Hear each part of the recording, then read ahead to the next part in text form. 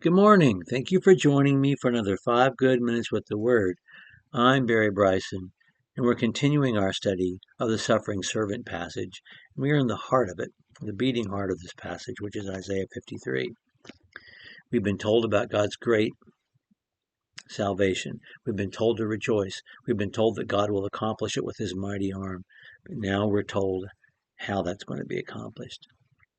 We will have to be redeemed. There will be a price paid. And that price will be paid by God's servant, by God's Messiah, who will have to suffer for us, not only to save us, but to heal us.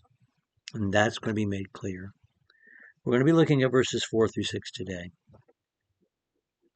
Surely our griefs he himself bore, and our sorrows he carried. Yet we ourselves esteemed him stricken, smitten of God, and afflicted. But he was pierced through for our transgressions. He was crushed for our iniquities.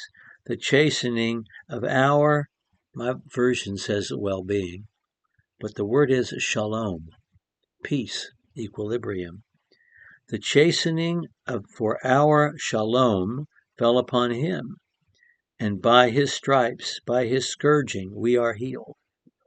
All of us, like sheep, have gone astray.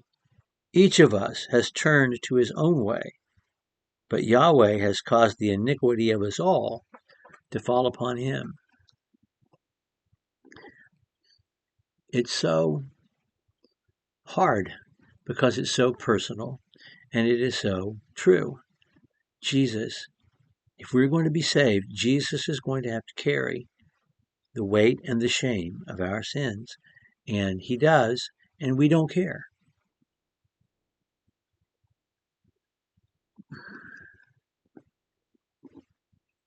We continue to pile upon the burden of Jesus by continuing to sin anyway.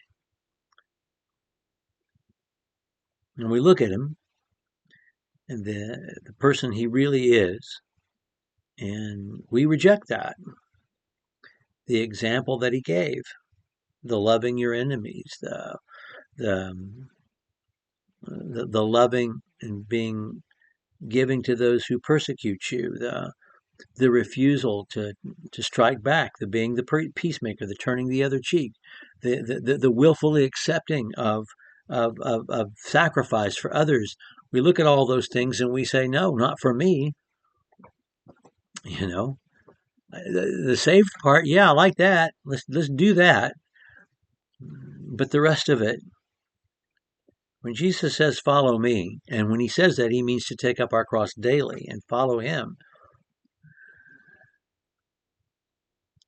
How often do we give that more than lip service?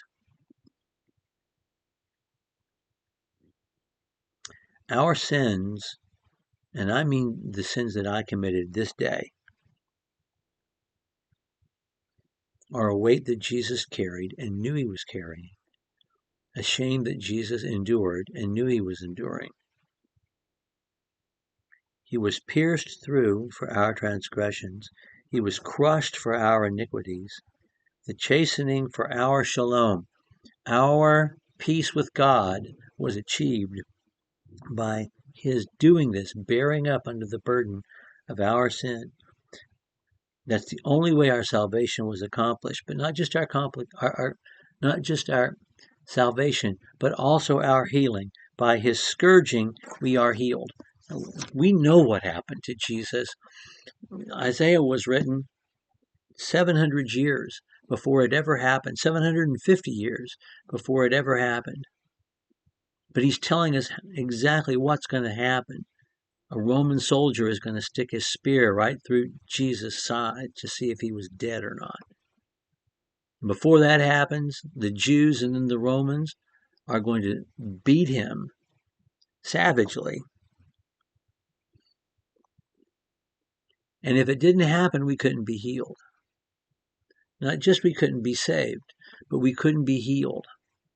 In Henri Nouwen's masterpiece of a book, The Wounded Healer, which is about this passage, he talks about an old rabbinic story in which the Messiah, and of course the rabbis, the medieval rabbis did not believe in Jesus as Messiah, in which there's an old medieval rabbinic story in which the Messiah is found outside the city, and he's wrapped in bandages because he's been injured for our sake. And people who need healing come to him, and when they need healing, he will unwrap his bandages and take his wounds and apply them directly to the injured spot, the broken spot, the diseased spot, and will heal that spot with his own injury, with his own wound. And I mean, it's a fanciful rabbinic story, and yet there's real truth in it, because that's exactly what is said. Hebrews chapter 4, verses 15 and following, he was tested in every way like we are, yet without sin. Therefore, we approach the throne of grace with confidence, knowing that we're going to find mercy in our time of need. How are we healed? Sin brings about our death, but it also brings about it's not just terminal, it's chronic. We are affected by sin every day. Satan is in our head, and he has not left our head.